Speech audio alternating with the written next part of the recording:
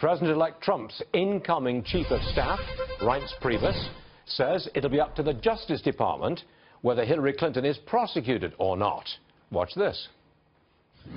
On the issue in regard to Hillary Clinton, his point there is he's not seeking methods and ways to persecute and prosecute Hillary Clinton. But I would also tell you that if the Attorney General and the Congress find evidence that would indicate that something needs to happen, and our Attorney General Jeff Sessions at the DOJ says something needs to happen, I would suspect that President-elect Trump is going to be open to listening to what that is. But ultimately, it's going to be the DOJ's call.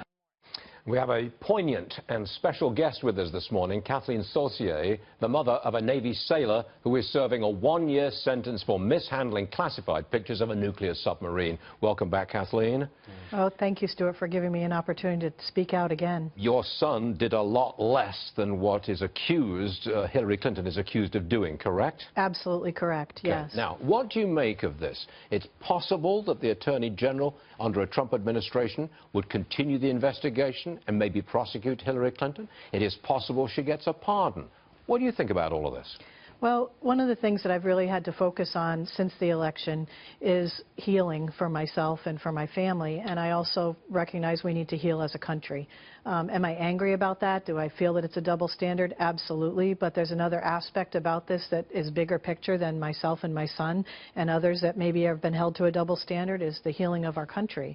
And I think it needs to go through the proper channels. I mean, I think he's not necessarily stating that he wouldn't do that, but that the proper channels would do that, which is the Department of Justice. You want, as you say, the proper channels to be gone through. Correct. You're not necessarily plugging for a pardon, which would include your son. You want justice to be done. I want justice to be done. I believe that she needs to be held to the same standard as all American patriots are held to. I, in fact, never thought about requesting a pardon until people such as Mayor Giuliani came on. Others came on talking about if you're going to pardon her, you need to pardon him as well. Would you support that? I would support that. In fact, there's a... Because your priority is you want him out. My priority is that my son be able to go on with his life, because I think a mistake that he made at 22 years old, although it was wrong, he shouldn't have to be paying for the rest of his life when people such as Hillary Clinton made the mistake many more times than 6 times or 6 photos. Now, what about this? Donald Trump has returned to Trump Tower, and this morning we understand that David Petraeus came to Trump Tower. There's talk of him being the next Secretary of Defense. David Petraeus, there he is. David Petraeus is the man who was punished quite severely for mishandling classified information, same as your son. What do you make of Petraeus? Well, what I make of Petraeus, again, is here's a higher level official, you know, in a rank, who didn't go to prison, whereas my son did go to prison. So I think there's a different standard there as well. As far as him being a person qualified to do the position, I don't know, but I would feel that he is, because I think in that defining aspect, it was incorrect. Actually, it was a crime. He may be Secretary of State. He's maybe in line for that job, okay. Secretary of State. But the same argument holds. Right. He's a senior official, and if he gets in as Secretary of State, you'd want something done about your son.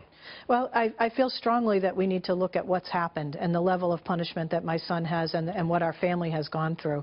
We have a wonderful attorney who is a retired judge, a retired chief of police, a disabled veteran. He's actually here in the green room with me today. And he has offered his services pro bono to fight for my son. He met Chris last week for the first time. He went to prison and met him. And when he came out, he called me and he was crying. And I started crying because he said, I feel I've met a true patriot. Really? And a hero in your son. And I'm going to fight for him. What's the status now? What chance do you think you've got of... Because he was sentenced to a year in jail. Correct. And if you're sentenced to a year, you don't get out early for good behavior. Not in federal prison. In federal prison, you're in. Right. So part of it isn't just this year. This year is important, obviously, because he's away from his family and he's serving in a federal prison.